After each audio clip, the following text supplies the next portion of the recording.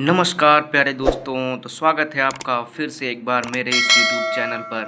तो ये वीडियो हम फिर एक बार लेके आए हैं क्लास 12th वालों के लिए। बहुत ही ताबड़तोड़ वीडियो है और इस वीडियो में मैं आपको बताऊंगा बहुत ही इम्पॉर्टेंट 5 इम्पॉर्टेंट रिएक्शन जो कि बहुत ही इम्पॉर्टेंट है और थोड़ी डिफ़िकल्ट भी हैं। तो मैं वो आपको इस वीडियो के ज़रिए बताऊंगा। तो वीडियो में एंड तक बने रहिए, वीडियो को स्किप कदापि ना करें क्योंकि ये बहुत इंपॉर्टेंट होने वाली है क्लास आपके लिए। तो आइए शुरू करते हैं। तो फर्स्ट नंबर पर है हमारी पहली नेम्ड रिएक्शन रोजेन-मुंड अपचयन अपक्रिया। तो रोजेन-मुंड अपचयन अपक्रिया क्या है, आइए समझते हैं। तो अम्ल क्लोराइड का बेरियम सल्फेट पर आधारित पैलेडियम यानी पीडी उत्प्रेरक की उपस्थिति में उबलती हुई जाइलीन हाइड्रोजन द्वारा अपचयन कराने पर एल्डिहाइड बनता है। यह अपक्रिया रोजेन-मुंड अपचयन अपक्रिया कहलाती है। तो आइए देखते हैं इसका रासायनिक समीकरण। तो क्या बता रहे हैं भैया, अम्ल क्लोराइड। तो अम्ल क्लोराइड हम एस्टर क्लोराइड ले रहे हैं यानी RCOCl, R एल्किल है तो उसकी जगह पर आप CH3 C2H5 C3H7 कोई भी आप एल्किल समूह रख सकते हैं। और फिर इसकी क्रिया कैसे कराएंगे। अब यह इसका अपचयन होगा तो यानी PD और BaSO4 बेरियम सल्फेट की उपस्थिति में ये उत्प्रेरक है और उबलती हुई जाइलीन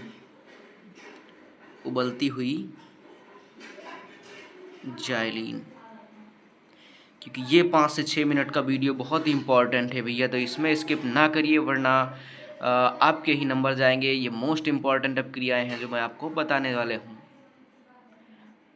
तो फिर अब ये कितने हाइड्रोजन देगा, तो भैया ये भैया 2 हाइड्रोजन देगा यानी H2।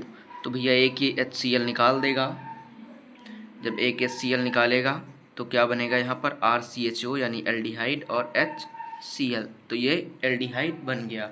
और कीटोन मतलब ये अपक्रिया नहीं देती है। और आप चाहें R की जगह पर यानी जो एल्किल ग्रुप का समूह है तो इसका सिंबल होता है R एल्किल समूहों का, तो इसकी जगह पर CH3 आप रख सकते हैं, C2H5 रख सकते हैं, कुछ भी।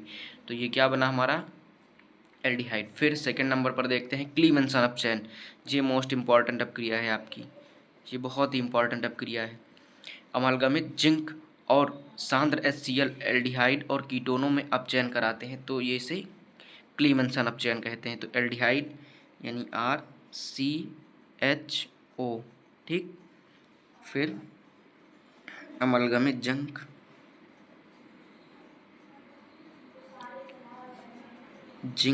प्लस HCl वो भी कॉन्सनट्रेट यानी सांद्र, तो इसका आप चयन कराएंगे तो ये भैया 4 हाइड्रोजन देगा। कितने हाइड्रोजन देगा, ये 4 हाइड्रोजन देगा। तो 4 हाइड्रोजन देगा तो क्या बनेगा, तो ये पहले तो 2 हाइड्रोजन देकर यहाँ से H2O निकालेगा तो H2O निकल गया ये। और फिर क्या बना, कितने हाइड्रोजन बचे, 2, तो CH की जगह पर आ गए यानी RCH3, ठीक। तो ये क्या बना, ये आप यहाँ पर अगर रखेंगे R की जगह पर CH3 या C2H5 तो एक ख्याल से ये एल्केन का ग्रुप है यानी एल्केन बनेगा। तो आइए कीटोन में समझते हैं इसी प्रकार से। तो कीटोन R2CO यही सेम रहेगा उत्प्रेरक और 4 हाइड्रोजन ये देगा। तो इसमें क्या बनेगा, इसमें बनेगा R2CH2 प्लस H2O। ये आप समझ गए इतना। R2 की जगह पर मैंने बताया है, R की जगह पर आप चाहें तो रख सकते हैं एल्किल ग्रुप यानी CH3 C2H5। तो आई होप आप सभी लोग समझ रहे होंगे। तो आइए फिर देखते हैं कौन सी इंपॉर्टेंट है क्रिया। फिर ये उल्फ किस्नल यानी इस विधि में सोडियम अथवा पोटेशियम हाइड्रोक्साइड की उपस्थिति में हाइड्रोजीन अपचायक का काम करती है। इस अपक्रिया में जो दाब होता है वो 453 केल्विन से 473 केल्विन तक होता है। तो देखते हैं। तो मैं R की जगह पर यहाँ पर ले लेता हूँ CH3 और CHO यानी एल्डिहाइड मैंने लिया।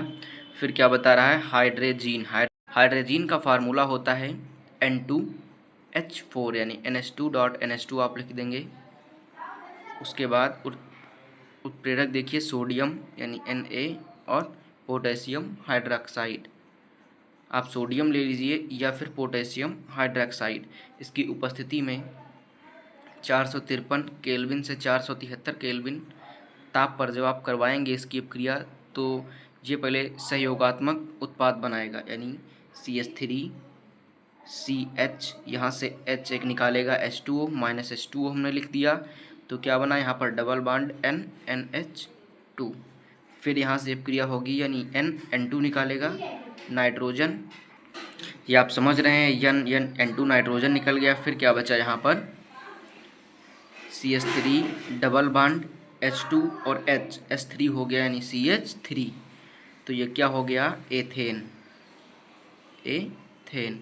ये समझ गए आप वोल्फ-किर्शनल अपक्रिया, ये मोस्ट इंपॉर्टेंट अपक्रिया है फॉर बोर्ड एग्जाम 2025। ये स्मिथ अपक्रिया, स्मिथ अपक्रिया में बहुत ही स्टूडेंट को कन्फ्यूजन होती है क्योंकि एक कोल्बे स्मिथ अपक्रिया है और एक स्मिथ अपक्रिया। कभी कभी आपसे पूछ लेता है कि कोल्बे अपक्रिया क्या है, तो मैं बता दूं आपको, कोल्बे और कोल्बे स्मिथ अपक्रिया एक ही है। अगर स्मिथ अपक्रिया आपसे पूछता है तो आप कुछ इस प्रकार से इसका प्रोसेस मैं कर रहा हूँ, इसके रासायनिक समीकरण बता रहा हूँ आपको, ऐसे आपको करना है। फिर आपको कोल्बे स्मिथ अपक्रिया पर ध्यान नहीं देना है अगर आपसे स्मिथ अपक्रिया पूछेगा। तो आइए शुरू करते हैं। क्या बता रहा है इसमें, कार्बोनिल यौगिक की सांद्र H2, कार्बोनिल यौगिक। अब जिसमें भी कार्बोनिल यौगिक होंगे, जैसे एल्डिहाइड में है, कीटोन में है, तो उनकी अपक्रिया होगी इसमें। तो कार्बोनिल यौगिक सांद्र H2SO4 की उपस्थिति में हाइड्रोजोइक अम्ल यानी N3H फार्मूला होता है हाइड्रोजोइक अम्ल का, ये आप देख लीजिए, से अपक्रिया कराते हैं तो स्मिथ अपक्रिया कहलाती है, यानी ये अपक्रिया जो होगी ये स्मिथ अपक्रिया कहलाएगी। तो कार्बोनिल यौगिक फर्स्ट हम लिखते हैं RCH और डबल बॉन्ड O, ये एल्डिहाइड है, मैंने इसका संरचना सूत्र लिख लिया है। तो इसकी अपक्रिया किससे करवाएंगे, हाइड्रोजोइक अम्ल से N3H, किसकी उपस्थिति में H2SO4 कंसंट्रेट यानी सांद्र। तो क्या बनेगा, तो इसमें स्मिथ अपक्रिया में हमेशा साइनाइड बनता है, तो आपको ध्यान में रखना है कि इसमें साइनाइड बनेगा यानी RCN और N2 निकलेगा। बस आपको मेन प्रोडक्ट पर ध्यान देना है यानी RCN पर, इसमें एल्किल साइनाइड बनेगा। इतना आप लिखते हैं, आपको एग्जामिनर नंबर देगा अगर आप इन्हें डिफिनेशन लिखते हैं और इसका रासायनिक समीकरण लिखते हैं, और बाकी आपको लिखने की ज़रूरत नहीं है, अगर आप चाहें तो लिख सकते हैं। और सेकंड नंबर पर आप इसी तरह कीटोन की अपक्रिया करेंगे और उसमें बताएंगे हमको क्या प्रोडक्ट बना है। तो कमेंट में ज़रूर बताएंगे आप हमको कि कीटोन की इसी प्रकार से अपक्रिया करवाते हैं तो कौन सा प्रोडक्ट बनता है। फिर ये इम्पॉर्टेंट अपक्रिया है, मैं आपके लिए लेके आया हूँ। तो डार्जन अपक्रिया मैं आपको बता चुका हूँ, तो डार्जन अपक्रिया में आप लोग कमेंट में बताएंगे प्रोडक्ट क्या बनता है। तो आई होप आज का ये बहुत ही इंटरेस्टिंग वीडियो था, तो ये आपको समझ में आया होगा। तो आज का वीडियो हम यहीं पर एंड करते हैं, मिलेंगे नेक्स्ट वीडियो में आपको, तब तक के लिए राधे राधे। और जिन्होंने अभी तक भी सब्सक्राइब नहीं किया है सब्सक्राइब कर लें, बेल आइकन प्रेस करें, ज़्यादा से ज़्यादा लाइक करें। धन्यवाद।